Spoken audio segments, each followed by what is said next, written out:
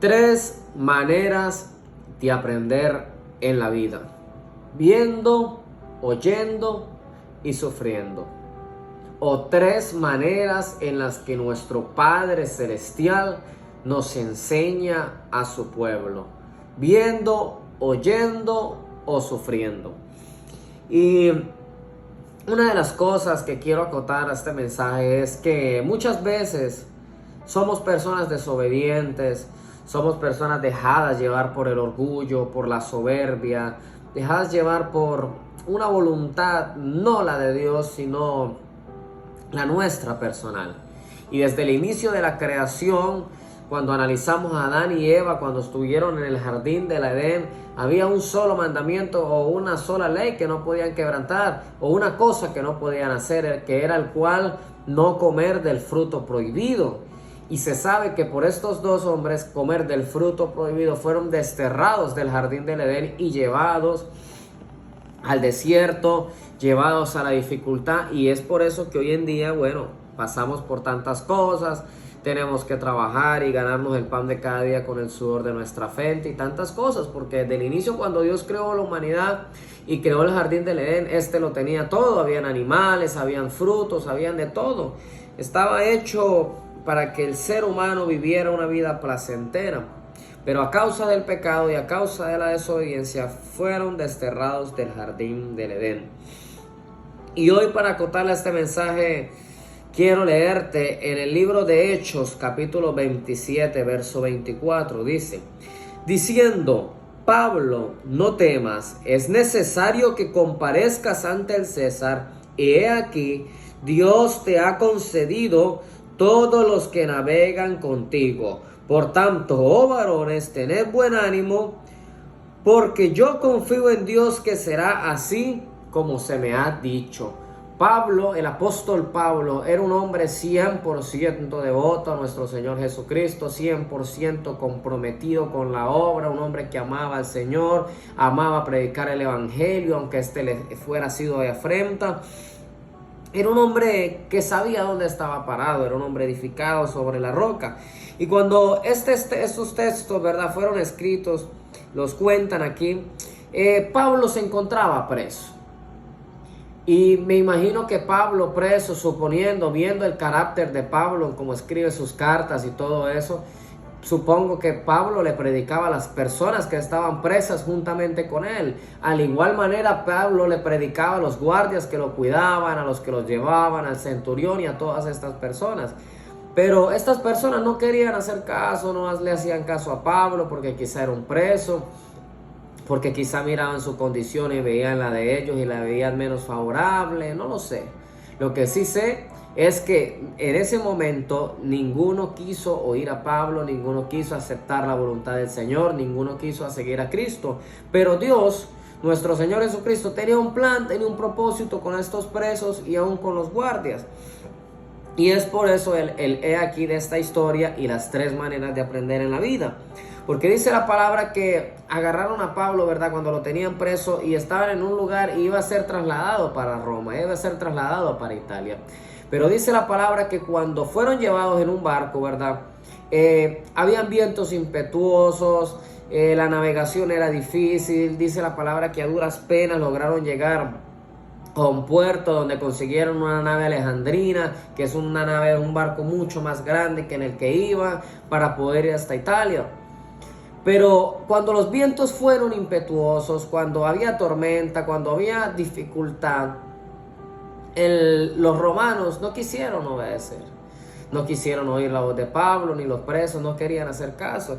Y de hecho dice la palabra que en el verso 10 Pablo le habla al centurión y le dice, diciéndoles, varones, veo que la navegación va a ser con perjuicio y mucha pérdida, no solo del cargamento y de la nave, sino también de nuestras personas. Pero el centurión daba más crédito al piloto y al patrón de la nave que a lo que Pablo decía. Este hombre no quería obedecer, no quería cambiar, no quería hacer caso, no quería hacer nada. Quería andar divagando por el mundo haciendo lo que él quería. No querían obedecer, le prestaban más atención a los gentiles que al pueblo de Dios. Y bueno, entre otras cosas. Entonces ya había sido visto y no había aprendido. había oído y tampoco había aprendido. Por eso dice la palabra en el verso 14, no mucho después dio contra la nave un viento huracanado llamado Euroclidón. Y siendo arrebatada la nave y no pudiendo poner proa al viento, nos abandonamos a él y nos dejamos llevar. Como no aprendieron viendo, no aprendieron oyendo, les tocó aprender y ser transformados sufriendo. Estos hombres les tocó naufragar, dice la palabra, que duraron 14 días en vigilia, vigilando, en ayuno, sin comer, sin beber nada. Lo dice en el verso 33, dice, cuando comenzó a amanecer, Pablo exhortaba a todos a que comiesen diciendo, este es el 14º día que veláis y permanecéis en ayuno sin comer nada. Más adelante dice que se acercaban a una isla, vieron que la profundidad no era muy honda y quisieron tirar el esquife, que era un barco pequeñito que llevaba la nave, ya que las naves se les había dañado por el huracán que les había puesto Dios. Y dice que querían irse, pero Pablo les habla y les dice que si se montan en ese barquito, que si se iban en el esquife, no iban a perder su vida. Cuando ellos oyen la voz de Pablo, dice la palabra que cortan las amarras y dejan que el esquife se pierda, dando así una demostración de fe, una demostración de obediencia, una demostración de que habían creído. Pero ¿qué tuvo que hacer Dios para que este pueblo, para que estos hombres pudiesen darse cuenta del error que estaban? ¿Qué tuvieron que hacer? ¿Qué tuvo que hacer Dios para que este pueblo fuese transformado? Primero les mostró los vientos fuertes, que era recio, que no estaba muy bueno para navegar, pero ellos se confiaron en su fuerza, se confiaron en que era una gran nave. Luego Pablo les habló, les exhortó diciendo que no era recomendable navegar. Y por último les tocó sufrir. Así como muchas veces a nosotros nos toca sufrir, padecer en una cárcel quizá, padecer en un hospital quizá, perder una pierna, perder un brazo, pasar por cantidades de dificultades, ¿a fin de qué? A fin de que aprendamos, a fin de que reconozcamos que verdaderamente estamos mal, a fin de que nos demos cuenta que no es con nuestra fuerza, sino con su Santo Espíritu, dice la palabra, a fin de que hagamos las cosas bajo la voluntad de Dios, sabiendo que su voluntad es santa, es agradable y es perfecta, dice la palabra.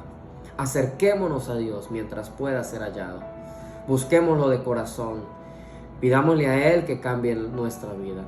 Por eso en esta noche quiero que cierres tu vista y que ores conmigo diciéndole, Padre, que estás en los cielos. En esta noche reconozco que quizá he pecado, que quizá te he fallado, que quizá he hecho las cosas mal durante mucho tiempo, que quizá, Señor, no he sido el hombre o la mujer que tú has querido, que quizá tengo vicios, que quizá tengo deseos con otras personas que no son mi pareja, que no son mi esposo o mi esposa. Señor, pero en esta noche yo decido entregarte todas mis cargas. En esta noche yo decido, Padre, aprender a través de lo que oigo, para más adelante no aprender sufriendo. Te lo pido en el nombre poderoso de Jesús. Amén y amén. Dios quiere que tú cambies tu vida para bien. Dios quiere bendecirte, Dios quiere prosperarte. Dios quiere que grandes cosas te sucedan, quiere hacer grandes cosas contigo, pero tienes que ser un hijo obediente para que Él pueda cumplir su propósito en ti. Que Dios te bendiga, que Dios te guarde, que Dios haga resplandecer su rostro sobre ti, ponga en ti paz. Espero puedas edificar tu vida a través de este mensaje. Que estés bien. En el nombre de Jesús. Amén y amén.